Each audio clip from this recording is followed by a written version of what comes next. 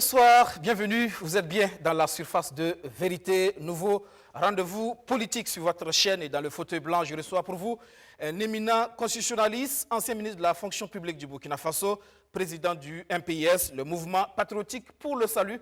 Le professeur Augustin Loada est avec nous. Bonsoir, professeur. Bonsoir, monsieur. Merci de répondre à notre invitation. Alors, 5e anniversaire de la résistance au putsch de septembre 2015, c'est l'actualité. 5 ans après, quelles leçons retenir? On sait ce que vous avez vécu durant ce dur moment. Est-ce que vous avez l'impression que cette mobilisation, cette résistance, cette cohésion à l'époque qui a permis de vaincre l'adversité se traduit aujourd'hui encore dans le quotidien des Burkinabés? Merci de me recevoir. Pour répondre directement à votre question, je tire comme leçon que nos sociétés africaines, en particulier le Burkina Faso, restent, je dirais, des sociétés prétoriennes. Quand on regarde l'histoire du Burkina Faso, c'est un fait historique. Les militaires ont toujours joué un rôle important dans notre histoire politique. Quand on regarde également dans la sous-région, on voit que le militarisme est un fait historique. On peut donc dire que nos sociétés africaines sont des sociétés prétoriennes, c'est-à-dire des sociétés où le coup d'État militaire est un risque potentiel permanent. Et on l'a vu dans un certain nombre de pays et plus récemment au Mali. Alors, si on veut mettre fin à ce prétorianisme, à mon avis, il n'y a pas 36 solutions. Le meilleur antidote, c'est vraiment de construire des démocraties solides. On aurait pu penser que l'échec du coup d'État du Burkina en 2015 aurait pu donner des leçons justement aux militaires des autres pays de la sous-région. Hélas. Oui, vous savez très bien que les mêmes causes peuvent produire les mêmes effets. Si les situations qui conduisent les militaires à intervenir sur la scène politique, si ces situations-là se reproduisent, ne soyez pas étonnés d'avoir le même résultat. Vous justifiez le coup d'État? Ce n'est pas une justification, c'est une explication. C'est différent. Je constate, comme je l'ai dit, que les militaires jouent un rôle important dans nos sociétés. Ils continuent de jouer un rôle important. Et que s'ils interviennent sur la scène politique, il y a des causes profondes à cela. Et donc, si on veut mettre fin à leurs interventions sur la scène politique, il faut s'attaquer aux causes profondes de ces interventions qui, de mon point de vue, peuvent se résumer à l'absence de démocratie réelle. Finalement, être élu démocratiquement, ce n'est plus une garantie. Ce n'est pas une garantie parce qu'on a tendance à penser que c'est un chèque en blanc. Et c'est une erreur profonde. Je crois que les civils et les hommes politiques d'une manière générale doivent se souvenir que lorsque les gouvernés les choisissent comme gouvernants, lorsqu'ils leur confient un mandat, c'est bien pour garantir le bien-être du peuple. Et donc, si les gouvernants ne parviennent pas à remplir leur part du contrat, ne soyez pas étonnés que le peuple rompe le contrat qui les lie aux gouvernants. Alors, le Mali en quête donc de la voie idéale pour mener à bien sa transition. Le Burkina, c'est 1 an avec beaucoup d'embûches, on l'a vu. Là, on parle de 18 mois, 2 ans. Vous qui avez été ministre sous la transition au Burkina, si vous avez un conseil à donner aux Maliens par rapport à justement à la durée d'une telle transition? Moi, je dirais d'assumer, je pèse bien mes mots, d'assumer leur souveraineté avec évidemment les conséquences, les risques qui sont attachés à cette souveraineté-là. Je pense que ce sont les Maliens qui sont mieux placés que quiconque pour trouver les solutions à leurs propres problèmes. Nous l'avons vu dans le cas du Burkina, ailleurs, la communauté internationale fait pression pour le meilleur et pour le pire. Parce que je dis, si on ne s'attaque pas aux causes structurelles qui conduisent les militaires à intervenir sur la scène politique, nous avons beau recommencer le jeu électoral, eh bien, les mêmes causes vont produire les mêmes effets. Donc, si véritablement on veut résoudre les problématiques de manière sérieuse, il ne faut pas commencer par fixer des délais. À mon avis, c'est vrai que les militaires n'ont pas vocation à occuper la scène politique. Leur vocation, c'est plutôt de défendre le territoire. Encore que, là également, il y a du travail à faire. Donc, on peut comprendre qu'il soit pleinement investi dans cette mission-là. Mais je dis, si les causes qui amènent ces militaires-là à intervenir sur la scène politique-là ne sont pas traitées de manière sérieuse, ne soyez pas étonnés qu'ils reviennent encore sur la scène politique dans quelques années. D'autant plus qu'il y a quelques années déjà, le Mali a été victime aussi de coup d'État avec Aya Sanogo. Alors finalement, on se dit, est-ce que ce n'est pas le moment de prendre du temps pour mener des réformes profondes, justement? Je suis de ceux qui pensent que le plus urgent, le plus important, c'est de se mettre d'accord. Il faut qu'il y ait un consensus national sur ce que doit faire la transition.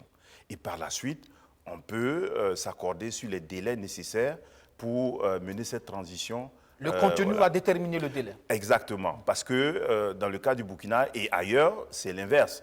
On se dit, comme les militaires n'ont pas vocation à rester sur la scène politique, le plus tôt ils quittent la scène politique, mieux ça vaut.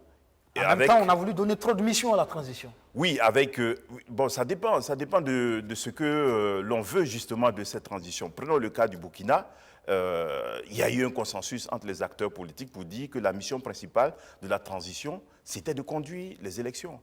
Évidemment, cela ne peut qu'entraîner la frustration de ceux qui pensent que les élections, ça ne nourrit pas son homme, la vie d'une nation... Il fallait remplir les objectifs de l'insurrection. C'est ça, c'est ça. Et le paradoxe, c'est qu'on veut évaluer les transitions sur la base d'objectifs qui ne sont pas ceux que cette transition a poursuivis. Donc finalement, il y a de la frustration partout. Et là, effectivement, quand on prend le cas du Burkina, on se dit aujourd'hui, avec un peu de recul, qu'il y a des regrets, on aurait pu prendre le temps de faire beaucoup de réformes, parce qu'on se rend compte aujourd'hui qu'il y a plein de choses qui auraient pu être faites sur la transition que maintenant.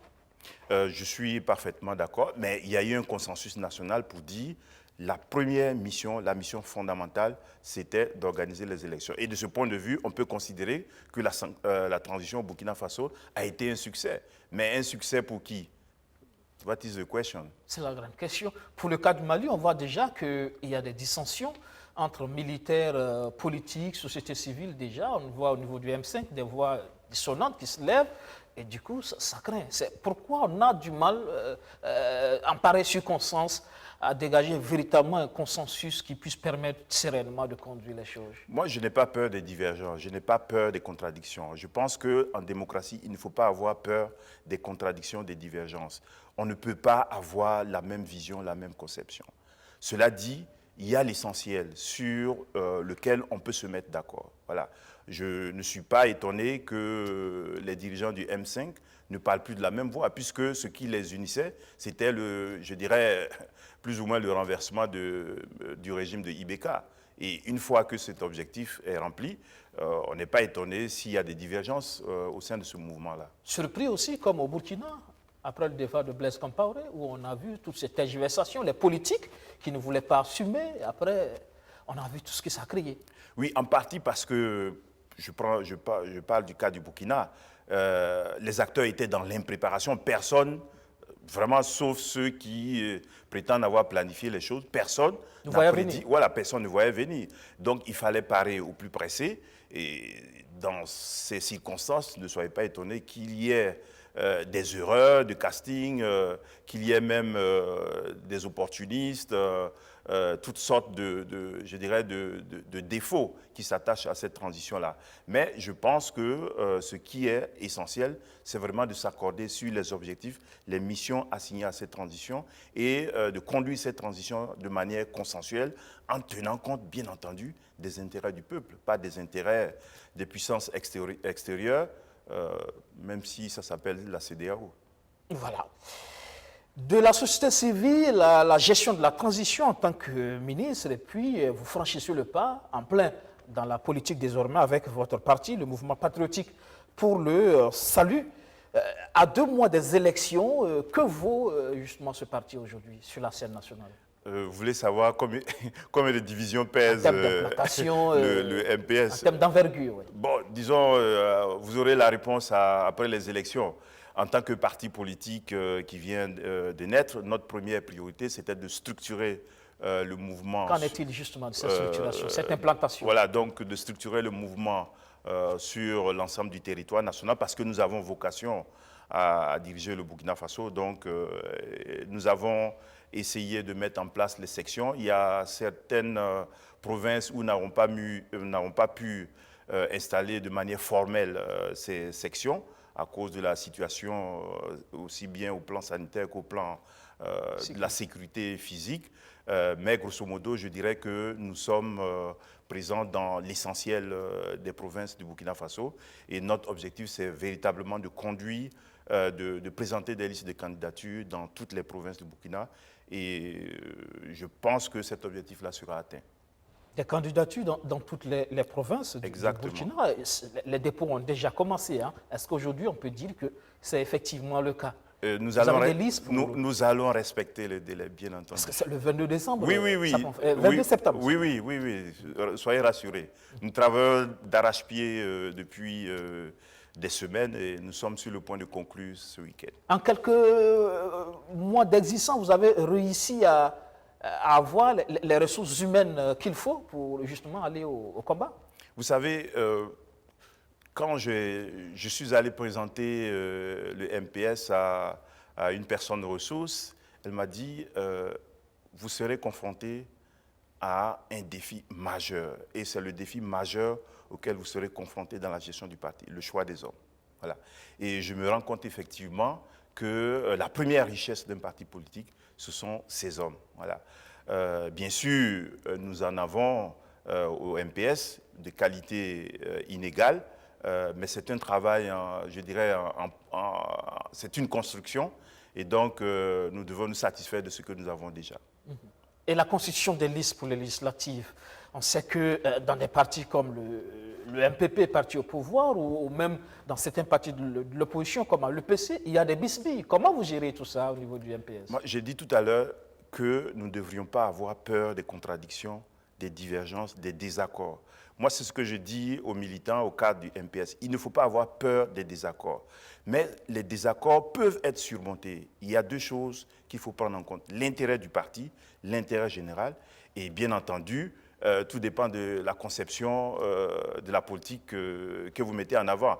Si vous pensez, comme nous le pensons, et comme nous l'avons écrit dans notre manifeste, que la politique, c'est un service que nous rendons au peuple, c'est un service que nous rendons pour le bien commun, en principe, on ne doit pas faire prévaloir ses propres intérêts sur l'intérêt général. Et c'est ce que nous essayons de faire. Bien sûr, il y a eu des désaccords qui sont exprimés ça et là. Nous avons dû aller sur le terrain pour régler ces désaccords-là. Et voilà, je pense que nous avons réussi à les surmonter.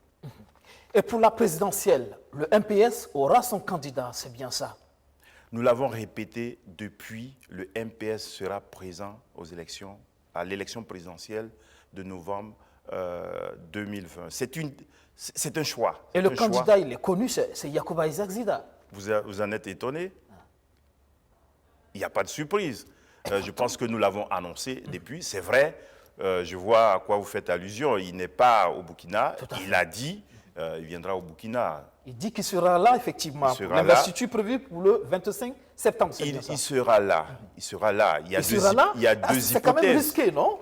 Pourquoi? Il y a la MACA qui l'attend, non? Ah bon? Il y a une procédure judiciaire contre lui.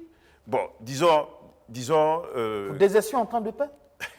Bon, d'accord. Je vais m'expliquer sur ce point. Voilà. Vous savez très bien dans quelles conditions il est parti au Canada à la fin de la transition. Il est parti avec l'autorisation du président du Faso au Canada. Donc, pour moi, il n'y a aucun souci s'il veut revenir au Burkina Faso. C'est vrai qu'il y a eu... Il a l'autorisation du président pour revenir.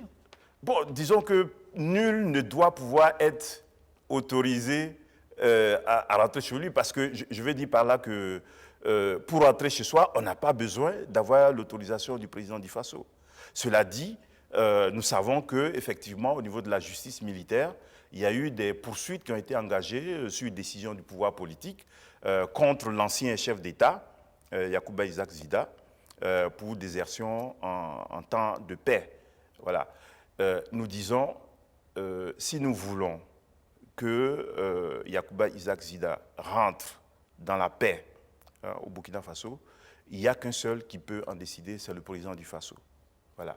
Et nous avons pris langue avec les autorités pour leur expliquer que Yacouba Isaac Zida va rentrer au Burkina Faso. Nous souhaiterions que ce soit son statut d'ancien chef d'État qui prévale sur son statut de militaire. Tout le monde sait très bien qu'après avoir occupé des fonctions de chef d'État, on voit mal un ancien chef d'État retourner dans l'armée comme un agent actif retourne dans l'administration. Ce serait, de mon point de vue, politiser l'administration militaire, ou politiser nos forces de défense et de sécurité.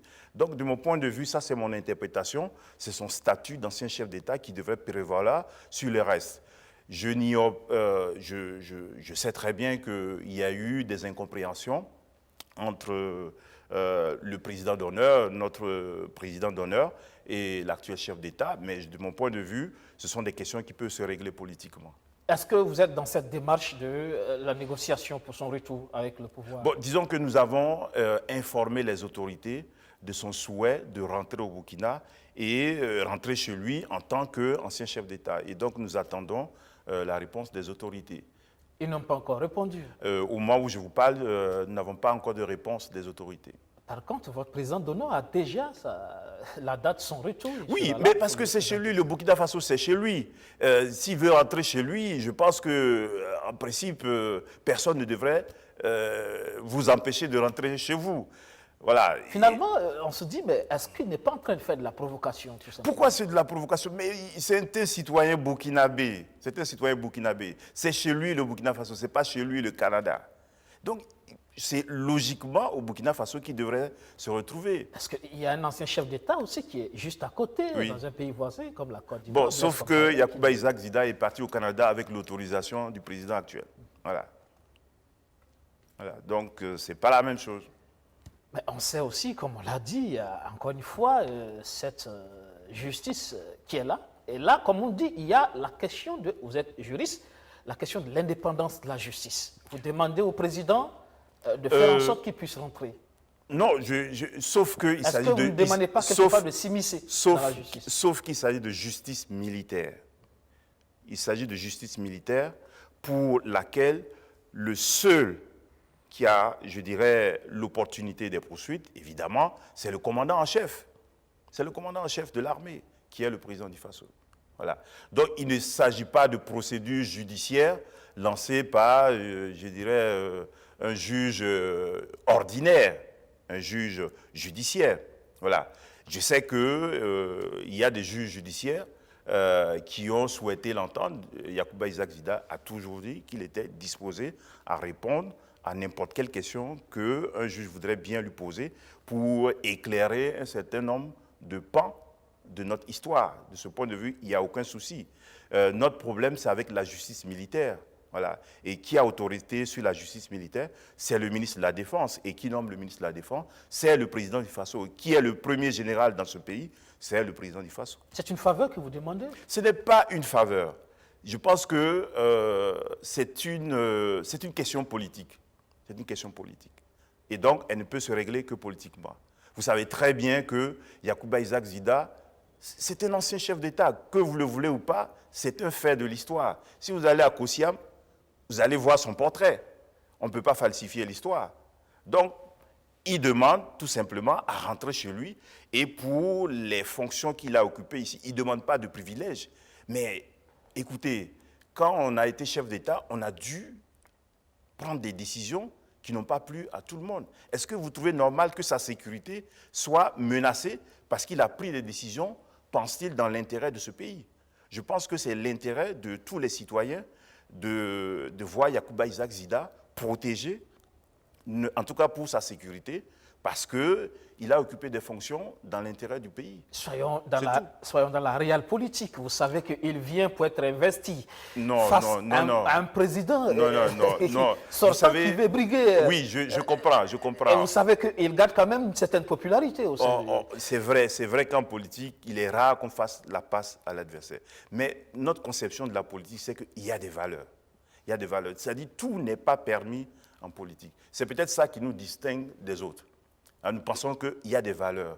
Quand les gens, ici, dans ce pays-là, je ne parle pas de récompense, mais de reconnaissance.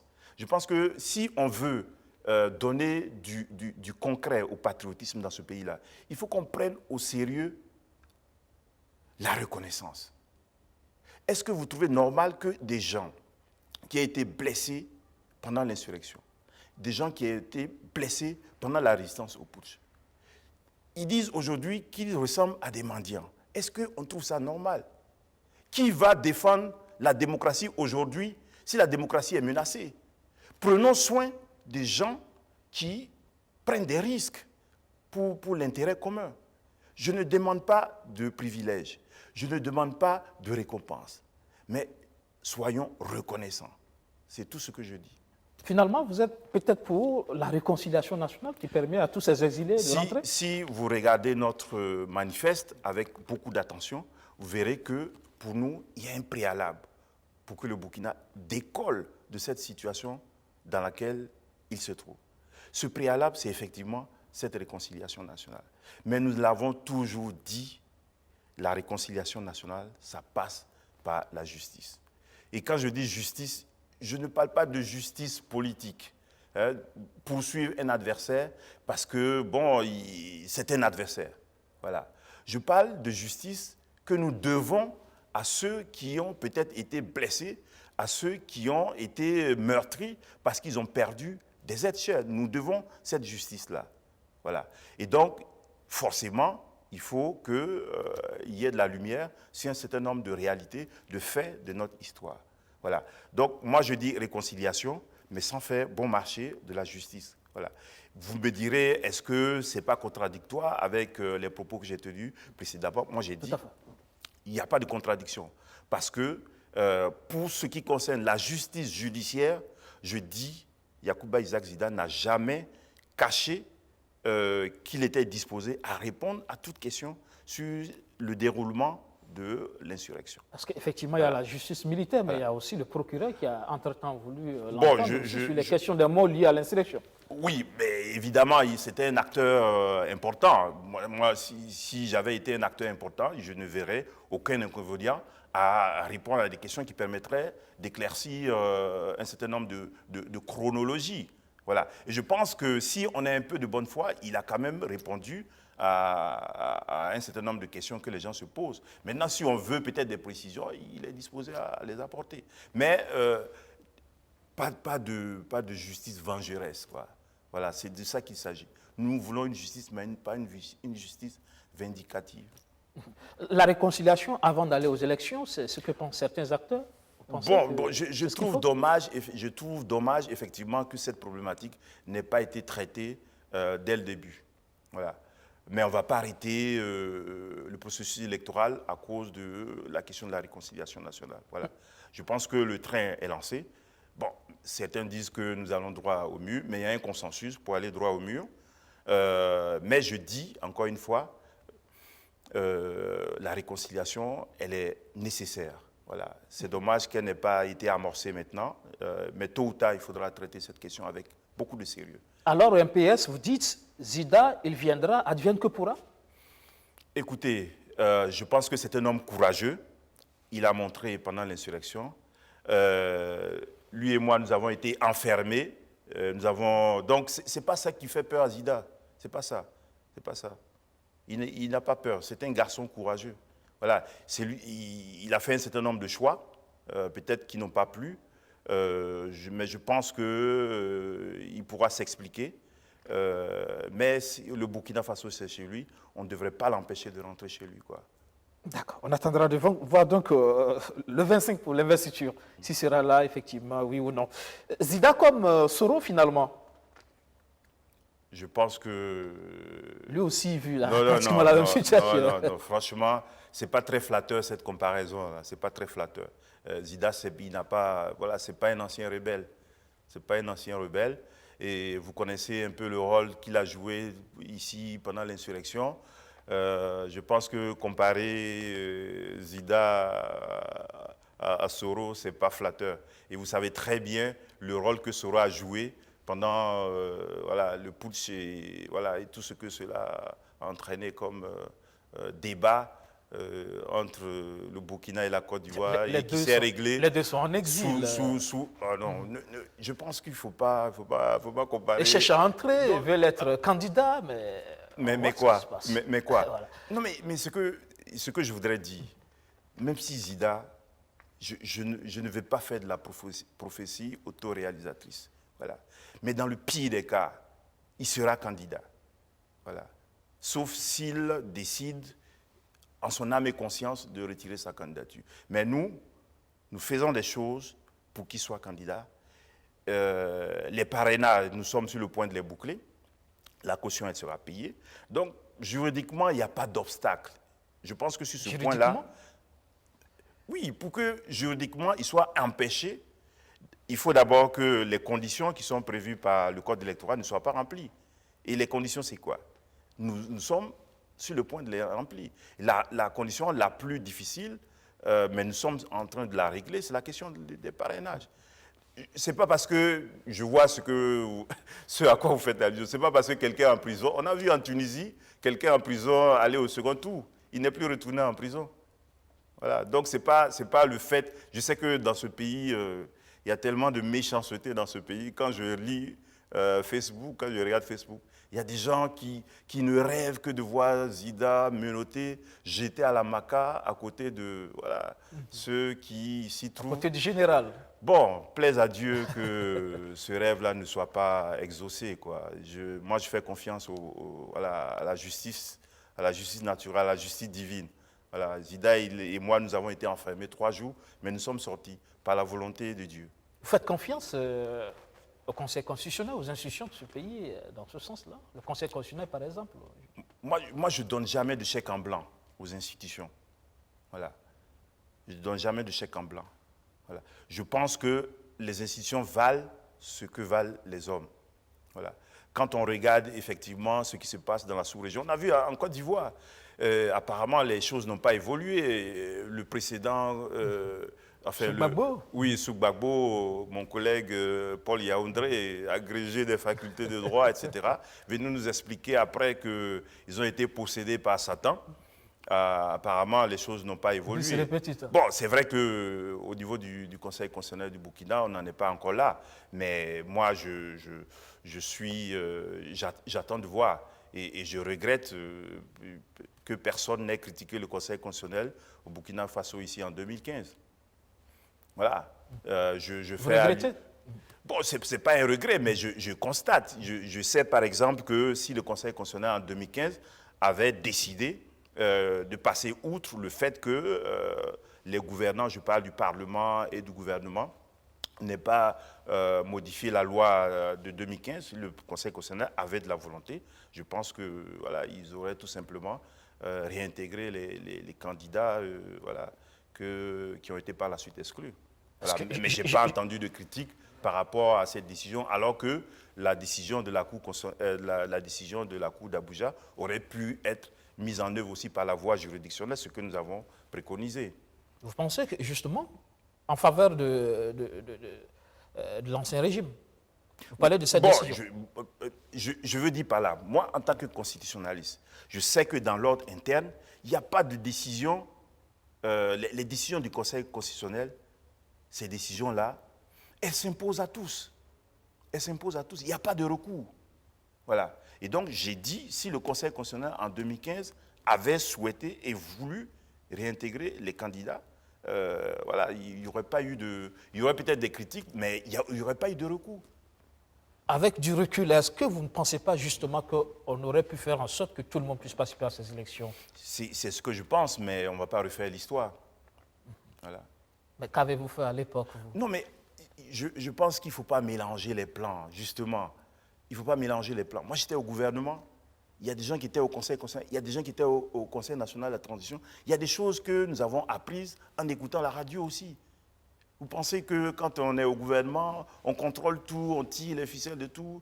Vous savez très bien que nous sommes dans un État organisé, chacun avec son rôle. Vous êtes constitutionnaliste, on suppose que oui, mais toutes les lois qui sont faites au niveau de l'exécutif, vous êtes consulté. Oui, moi, je dis, en ce qui concerne la mise en œuvre de la décision d'Abuja, nous avons préconisé la mise en œuvre par la voie juridictionnelle. Voilà. Mais cette voie n'a pas été suivie. Voilà. Mais je ne pouvais pas, en tant que ministre de la fonction publique, m'élever contre une décision prise par le Conseil constitutionnel qui s'impose à tous. Voilà. Ça, je parle en tant que constitutionnaliste. Vous reconnaissez que c'était une loi d'exclusion, la loi Chérif? Je parle en tant que constitutionnaliste. Voilà. En tant que constitutionnaliste, c'est une loi d'exclusion. Je vous laisse mettre de vos propos. Je constate tout simplement. Ça ne veut pas dire que je ne comprends pas la décision qui a été prise par le Parlement. Mais je dis, si le Conseil constitutionnel avait décidé de passer outre et de mettre en œuvre la décision de la Cour d'Abuja, personne ne se serait opposé juridiquement parce que les décisions du Conseil constitutionnel s'imposent à tous. Bon, c'est peut-être compliqué, complexe pour l'opinion nationale, pour le commun des mortels, mais je veux dire par là que dans un état de droit, les décisions du Conseil constitutionnel, de la Cour constitutionnelle, s'imposent à tous, pour le meilleur comme pour le pire. Alors, souhaitons que ces décisions soient prises pour le meilleur. Pour le meilleur, ça peut être pour le pire aussi, concernant le MPS. Est-ce que, justement, vous commencez à y penser que la candidature de Yacouba Isaac Zida pourrait être invalidée par sur quel fondement? Sur quel fondement? Je sais qu'il y a des gens qui rêvent de ça, mais ce n'est pas possible juridiquement. Politiquement, tout est possible, mais juridiquement, ce n'est pas possible. Sauf si nous ne remplissons pas, bien sûr, les conditions imposées par la loi. Voilà, naturellement, si un candidat ne remplit pas les conditions imposées par la loi, c'est normal qu'il soit exclu du jeu. Mais il n'y a aucun, si c'est de prison, vous voulez parler, ou si vous voulez faire... Non, il n'y a aucun texte juridique, il n'y a aucune disposition qui dit que si on est en prison, on ne peut pas être candidat. Je le dis clairement. Voilà.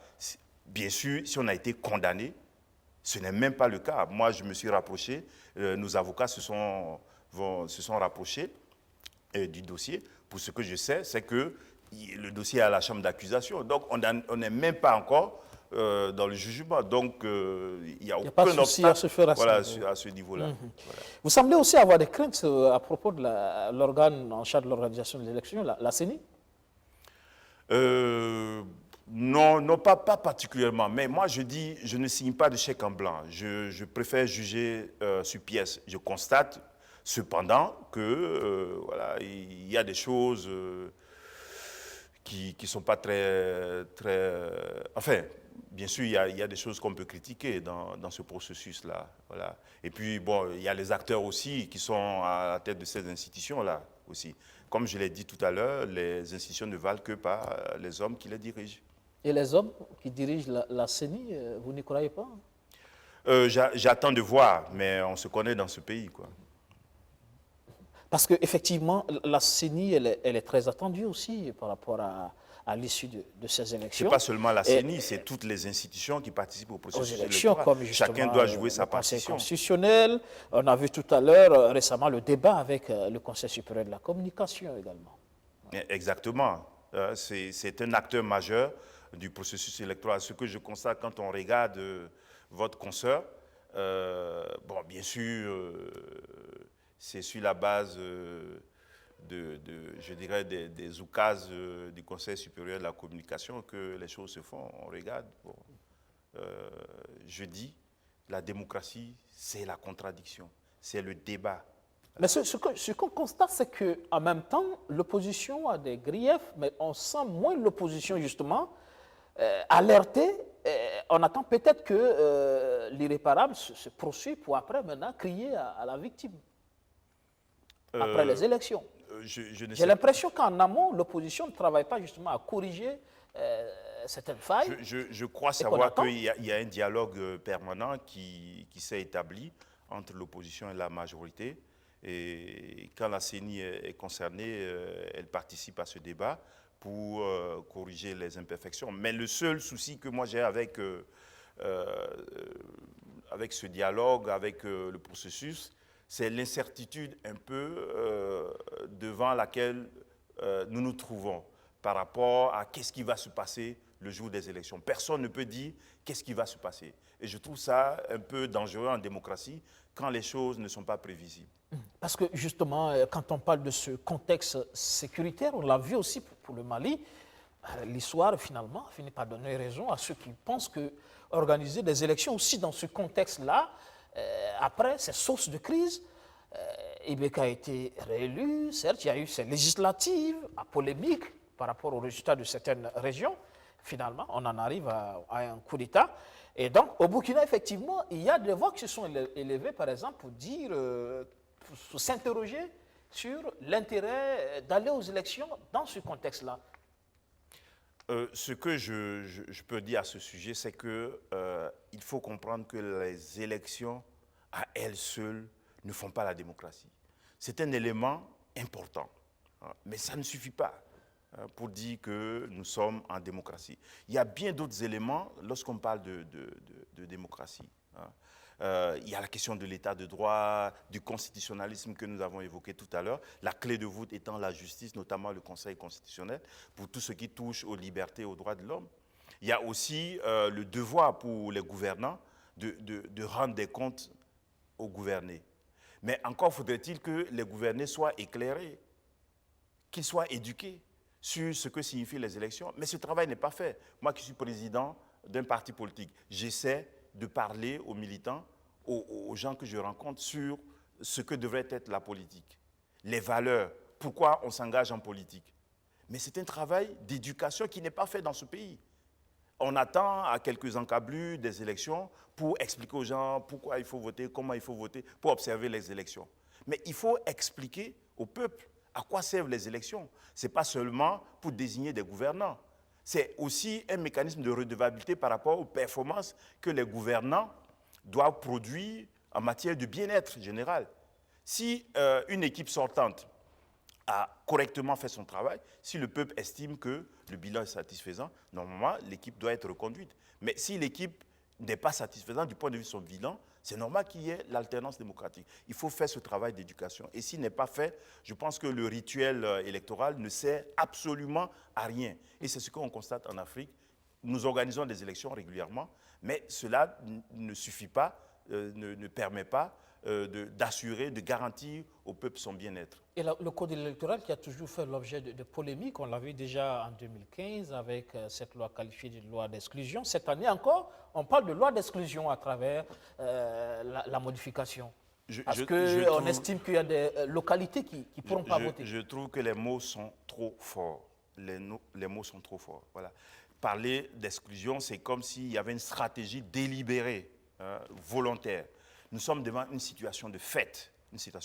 C'est dommage que nous en sommes là. Et je pense d'ailleurs que les responsabilités devaient être situées. Comment ça se fait qu'un pays de 274 000 km², 30% pratiquement de son territoire soit infréquentable? Ça, c'est pas normal. C'est ça le débat. C'est ça le débat. C'est pas normal. Et donc, il faut placer le curseur sur la question de la sécurité. Comment on s'est débrouillé pour arriver à cette situation-là? Oui, j'entends des gens dire oui, c'est la faute à personne. Il y a bien des responsabilités. C'est une situation que vit la plupart des pays de la sous-région. Et justement, sur la question, le pouvoir vous dira que même s'il y a changement, le candidat qui viendra, le président qui viendra, même s'il vient de l'opposition, n'aura pas forcément la solution à ce problème. Et on a écouté l'interview de votre candidat, Yacouba Isaac Zida, sur le sujet et qui pense avoir la solution à ce problème sécuritaire. Je ne pense pas qu'il ait la solution. Mais il a cependant campé de quoi il s'agit. Il a dit, grosso modo, c'est une question de leadership. Je pense aussi que quand on regarde la situation sur le terrain, ce n'est pas normal que le budget... Il y a un paradoxe là. Le budget de la défense a augmenté en flèche. Mais apparemment, sur le terrain, les gens manquent du minimum. Ce n'est pas normal. Où va le budget? C'est finalement la question. C'est la question. C'est la question. C'est un problème de leadership, c'est un problème de gouvernance aussi, auquel il faut s'attaquer véritablement. Donc, si on ne traite pas cette question structurellement, je pense qu'on risque de traîner cette problématique-là pendant longtemps. Et donc, je dirais que ça, c'est vraiment la priorité des priorités, quoi. Il faut récupérer l'intégralité de notre territoire national. Il faut faire en sorte que les Burkinabés puissent se sentir partout chez eux. Évidemment, la réponse n'est pas seulement militaire, elle est aussi politique, elle est aussi économique. Je pense que ceux qui nous attaquent, ce sont aussi des Burkinabés. Il faut se poser la question de savoir comment des Burkinabés peuvent attaquer d'autres Burkinabés. Il y a bien des causes à cela. Il faut s'attaquer aussi à ces causes-là.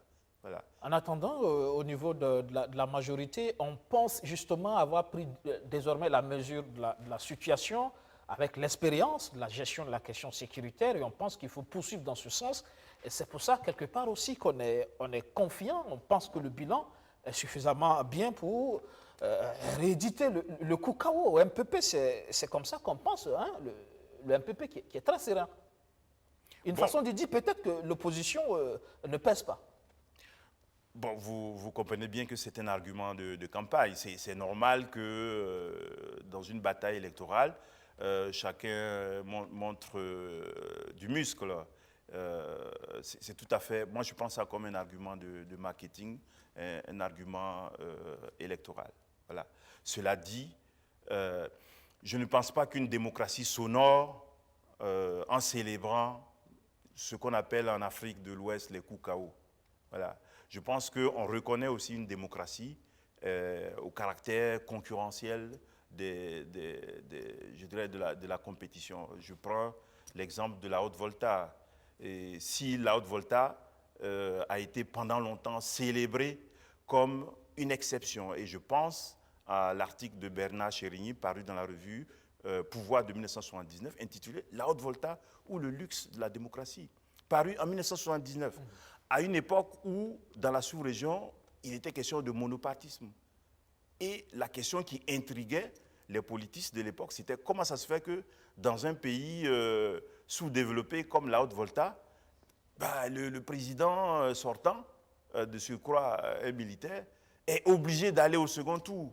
Et c'est ça qui a fait que la Haute-Volta a été célébrée partout dans, je dirais, dans la littérature politologique, comme étant une exception.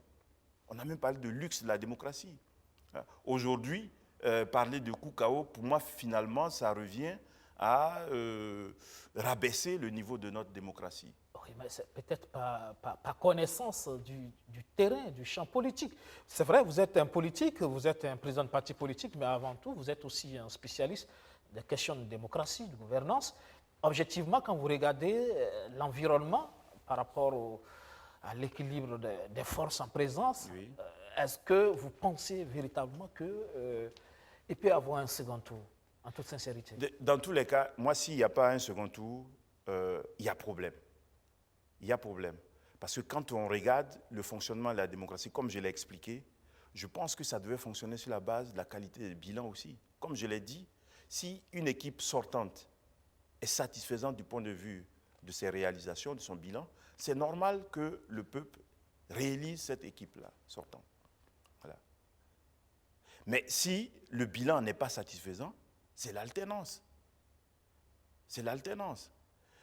Donc, forcément, un second tour, à l'issue duquel, normalement, l'équipe sortante peut être défaite.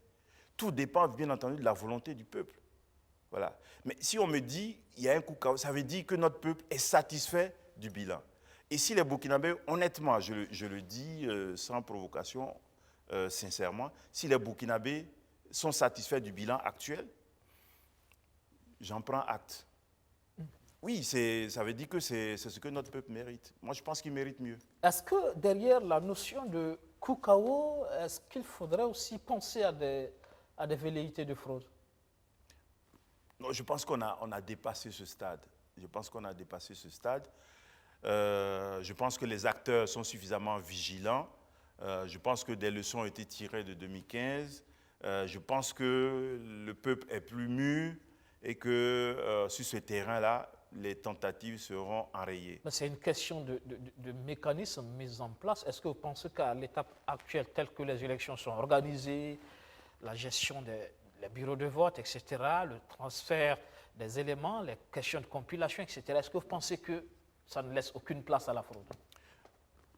Je pense que l'opposition est consciente des risques et des imperfections et travaille à corriger ces imperfections-là et à mitiger les risques. Voilà. Il y a des dispositions qu'on peut prendre maintenant, mais il y a des dispositions qu'on ne peut prendre que plus tard.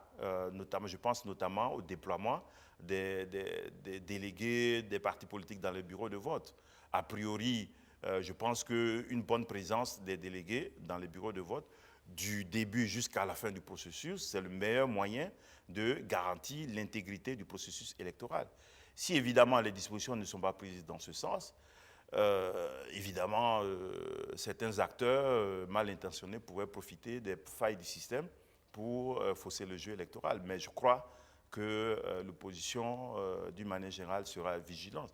Je pense aussi qu'au niveau de la majorité, bon, les gens ne raisonnent pas nécessairement en termes de fraude et qu'il y a des gens sincères, il y a des gens honnêtes aussi qui comprennent que ça ne sert à rien de manipuler les résultats des élections parce que tôt ou tard, on le paye, et très cher.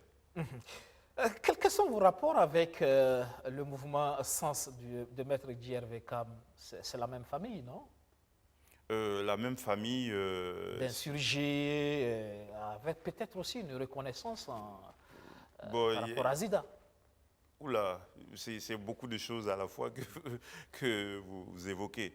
Je pense qu'il y a évidemment des acteurs de ce mouvement que je connais très bien, avec qui j'ai des relations cordiales, mais nous n'avons pas encore eu l'opportunité de discuter politique face-to-face. Voilà. Tout simplement. Tout simplement. Tout simplement. C'est possible que sur le champ de bataille, vous vous retrouvez peut-être. Il y a peut-être des convergences de vues, non, par rapport à la vision de la politique. Oui, mais les insurgés, on les trouve partout. Hein. Les insurgés, entre guillemets, on les trouve partout, aussi bien dans la majorité, dans l'opposition, que dans la société civile. Voilà. Je pense que ce qui devrait nous réunir, ce n'est pas le fait d'avoir fait l'insurrection, c'est plutôt d'avoir une vision de la politique, celle qui consiste effectivement à considérer la politique comme un service qui est rendu au peuple. De ce point de vue, il y a des convergences. Je suis d'accord avec l'idée que lorsqu'on rentre en politique, ce n'est pas pour se servir, mais c'est pour servir le peuple. Et pour moi, servir le peuple, ça veut dire quoi? Comprendre quelles sont les problématiques fondamentales qui se posent dans ce peuple-là, sur le plan économique, sur le plan social, sur le plan de développement. J'ai parlé de l'éducation, etc. Il faut faire ce travail-là. Il faut faire ce travail d'éclairage, ce travail d'éducation, même si c'est difficile, même si ça ne rapporte pas du point de vue électoral. Je pense que c'est la responsabilité des élites d'éduquer le peuple. Voilà, de lui faire comprendre quels sont ses droits, quels sont ses devoirs et comment il peut faire pour améliorer son bien-être. Voilà, en étant plus exigeant vis-à-vis des gouvernants.